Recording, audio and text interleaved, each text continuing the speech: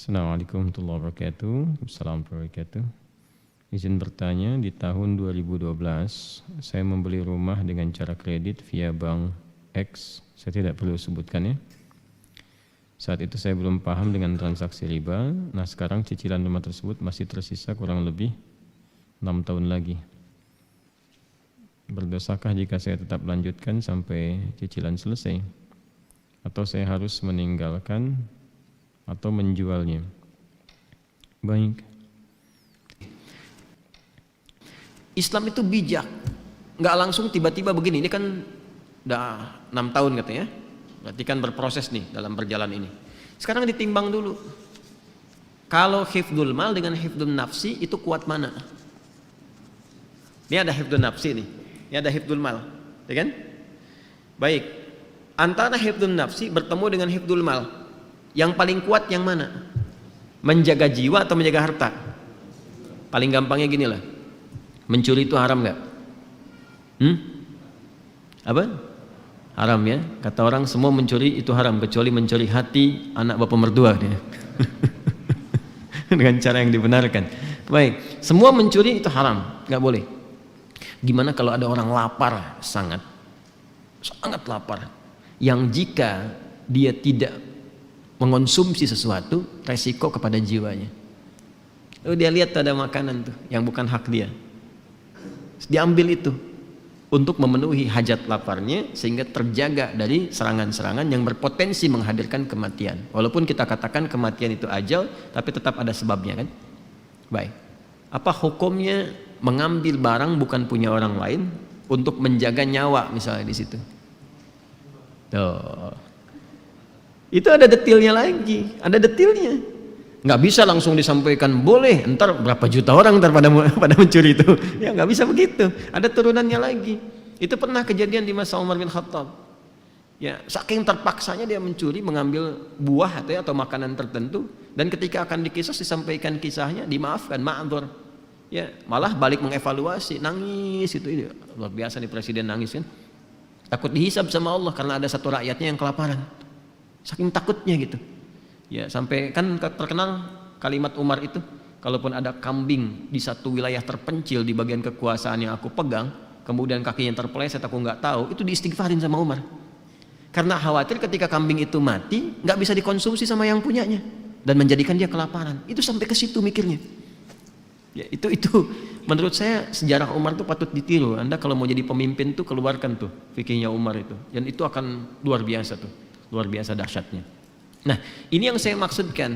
Kenapa saya ilustrasikan itu dulu untuk menarik ke sini. Anda kalau berhenti di sini saat ini, masuk kategori darurat nggak gitu? Ya, kalau diputus nih, putus misalnya, dah selesai. Itu mengganggu kebutuhan primer yang sedang berjalan nggak selama ini? Yang menunjang aspek berkehidupan. Tinggalnya di mana kalau langsung diputusin? Ada tempat bernaung nggak? Gak boleh ujuk-ujuk begini, tinggalin tuh. Tiba-tiba nanti gak ada penopang sementara waktu pada saat itu yang disiapkan dan menjadikan kemudian lebih sulit dari sebelumnya sehingga mengganggu keberhidupan. Ini konstruksi ini gak disampaikan sama beberapa penceramah yang menyampaikan dengan jawaban dari pertanyaan serupa. Suruh keluar dari pekerjaan, langsung keluar. Jualan pecel lele, pecel ayam atau yang lainnya. Tiba-tiba kegiatannya habis, nggak ada jembatan, malah lebih rusak daripada sebelumnya. Ujung-ujung syariat ditinggalkan, nggak percaya lagi pada Islam. Ada yang begitu, ada. Saya pernah menangani kasus limpahan, kasus limpahan. Ini fatwa yang langsung dikatakan keluar, nggak boleh, haram, riba, keluarnya. Begitu keluar apa yang terjadi? Dia mencoba jualan, gagal. Akhirnya dia memaksa memisahkan ayah dan ibunya. Ayah yang kena Parkinson, ya, dan sudah stroke. Tidak dalam kesadaran tinggi, dipaksa menceraikan ibunya, ibu sambungnya, supaya dia menguasai warisannya. Jadi begitu, karena dia memilih cara singkat dan dia menempuh yang lebih haram lagi. Jelas ya? Nah, sepakat, riba itu haram. Keluar dari riba ada jalannya. Itu yang harus dirinci. Jelas ya? Maka bagaimana rinciannya? Pertama, timbang aspeknya. Ini yang bertanya ini, lihat, udah punya jembatan belum? Kalau bisa ditinggalkan ini, ya ditinggalkan, sudah, opar cicilan, alihkan ke bentuk syariah. Kan ini bank konvensional punya syariah nih, ada juga yang syariah. Tanyakan dulu. Ini solusi yang paling pertengahan. Ya. Ambil, konversikan dari konvensional ke syariah. Nanti dinilai oleh syariah nih. Yang sudah berapa? Biasanya syariah itu akadnya langsung jual beli nanti.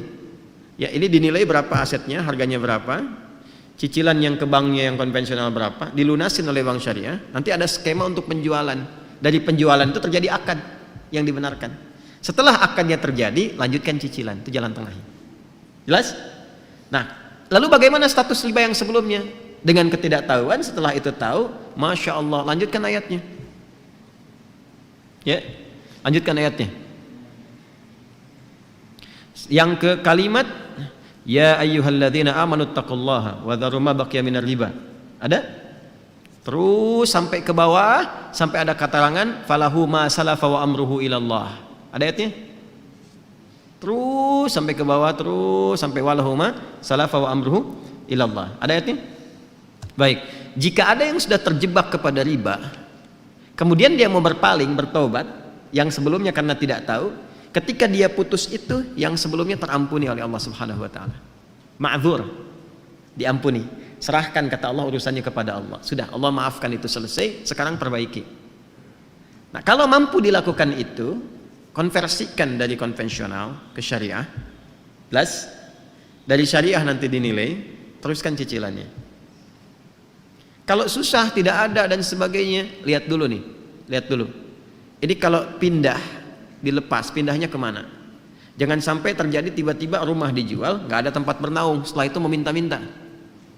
Atau menyulitkan kolega sekitaran. Ada ibu kedatangan kita misalnya dengan keluarga, ada adik numpang tinggal tapi bawa rombongan dengan 6 anggota plus ART-nya misalnya kan. Nah, jadi agak repot di situ.